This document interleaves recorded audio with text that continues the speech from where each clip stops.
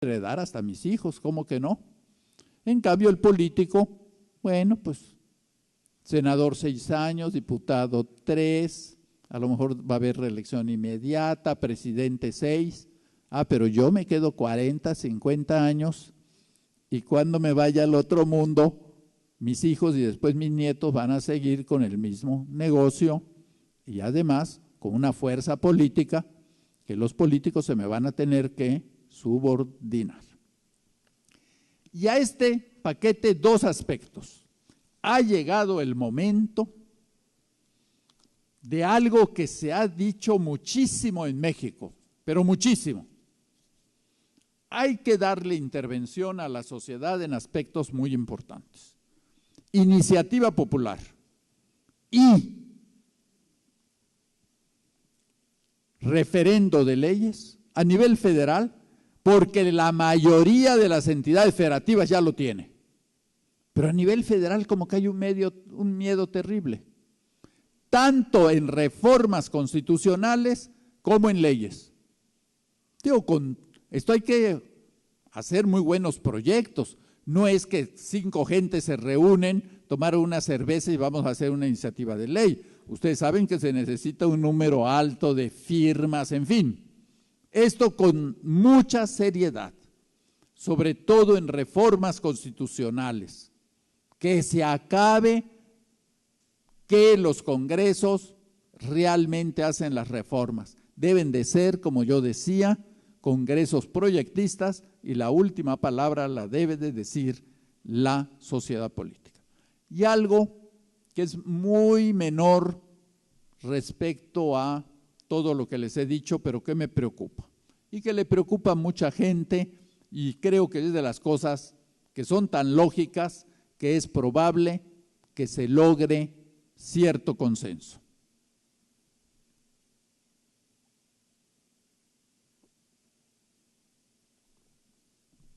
La vicepresidencia en México fue nefasta. Ahí están los ejemplos de nuestra historia constitucional.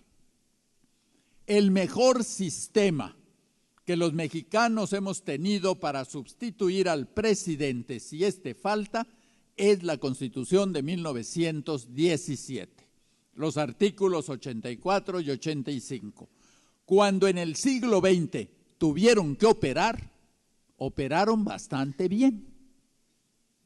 Por ejemplo, ante el asesinato de Obregón, ante la renuncia de Ortiz Rubio, o sea, operaron bastante bien. Pero la realidad actual de México podría dificultar que se lograran las 2/3 partes de los legisladores, este quórum calificado. Y yo la solución la veo muy fácil. Yo no cambiaría el sistema. Que sigan vigentes los artículos 84 y 85, pero ante el peligro que pueda haber carencia de poder ejecutivo, 1 semana, 1 mes, 4 meses, lo que haría es un pequeño agregado.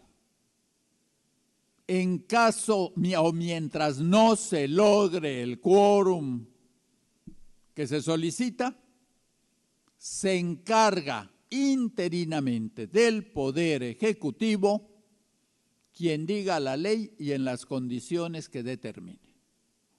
Y entonces, mientras no se ponen de acuerdo, la ley secundaria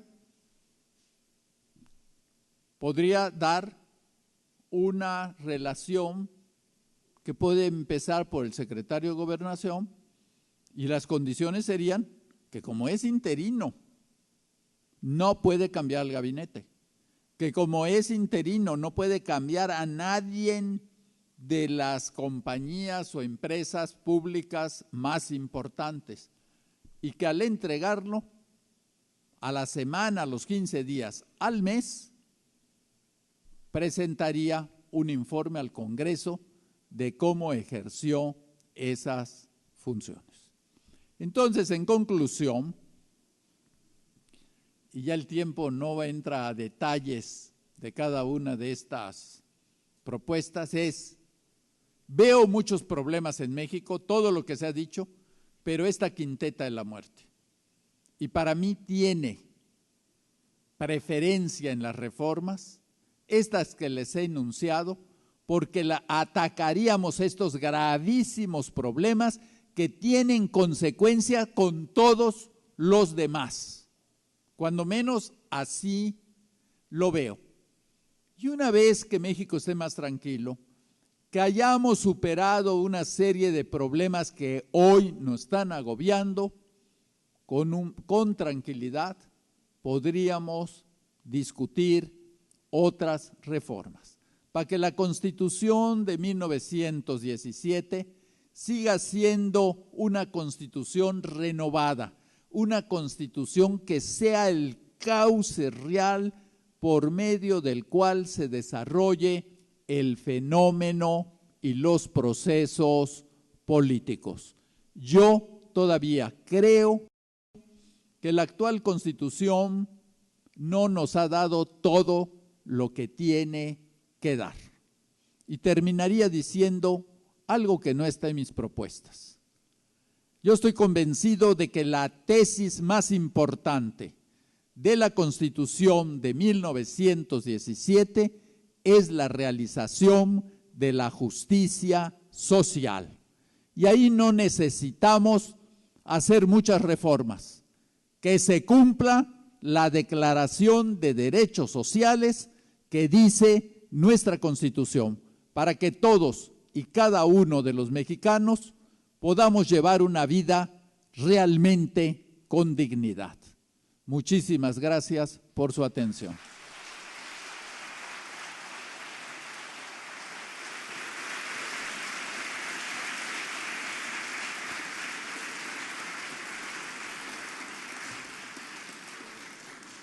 Demos paso a la sesión de preguntas y respuestas, para lo cual le solicito a la doctora Estela Gutiérrez nos haga favor de pasar a ocupar su lugar en este estrado para acompañar al doctor Jorge Carpizo.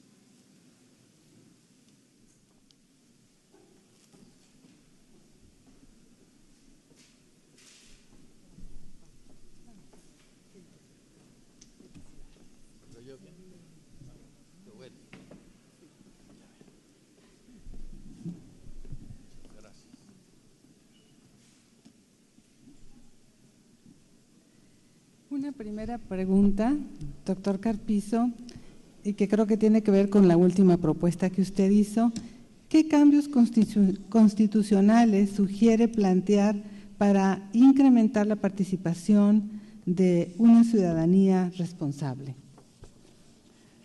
Doctora, ¿cómo quiere? ¿Quiere que conteste una por una o apunto y contesto en bloque? Lo que usted diga, como ustedes acostumbren. Mire, si usted contesta esta, yo entonces trabajo la agrupación de las preguntas para hacerle unas 2 o 3 más. Perfecto. Lo primero, como he dicho, haría un estudio de cómo están las constituciones locales en organismos en participación semidirecta. Por una razón: que venga, como se dice, de la periferia al centro la participación social. Ver con todo cuidado y discutir cuántas personas pueden presentar una iniciativa de reforma constitucional, cuántas de una ley ordinaria, en qué supuestos se va a convocar a referendo. Y desde luego les quiero decir que hay ciertos aspectos que no se puede poner en referendo. Por ejemplo, los aspectos fiscales, porque entonces jamás de los jamases se va a cobrar impuestos. De por sí en este país ustedes saben que se cobra poco. Y después yo sí creo que las organizaciones sociales tienen que fortalecerse. El número de organizaciones sociales, el número de organizaciones no gubernamentales que tiene México es inmenso, pero yo no veo su presencia, o algunas cierta presencia. Entonces, sí necesita la sociedad mexicana organizarse más y mejor. Pero para mí la mejor escuela democrática sería su participación en mecanismos de gobierno semidirecto. Y cuando me refiero a las entidades federativas, permítanme que les diga que sé que en muchas están nada más en la Constitución y no son una realidad. Pero el que no sean una realidad, pienso que es parte de nuestra responsabilidad, que en la entidad federativa pueda haber iniciativas que se pongan a consideración de la ciudadanía para tratar de lograr reunir los requisitos y presentarse formalmente. Hay una pregunta, varias preguntas que señalan, por ejemplo, ¿cuáles serían aquellas áreas débiles de nuestra Constitución actual? ¿Por qué los juicios políticos a los funcionarios no proceden? Este, en mi opinión, no es un problema de la Constitución, sino es un problema de la realidad política. Los artículos sobre los juicios políticos, como toda institución, son perfectibles, pero no están mal, porque de nueva cuenta no inventamos el Mediterráneo, sino nos inspiramos en varios países en donde sí funciona.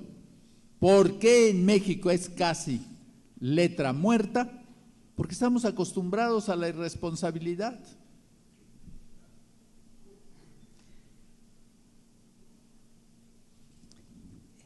En la actual, en el Senado existe ahorita una reforma a los derechos humanos donde se elimina el concepto de garantías individuales. ¿Cree que cambia la visión positivista de nuestra Constitución con la actual propuesta de reforma?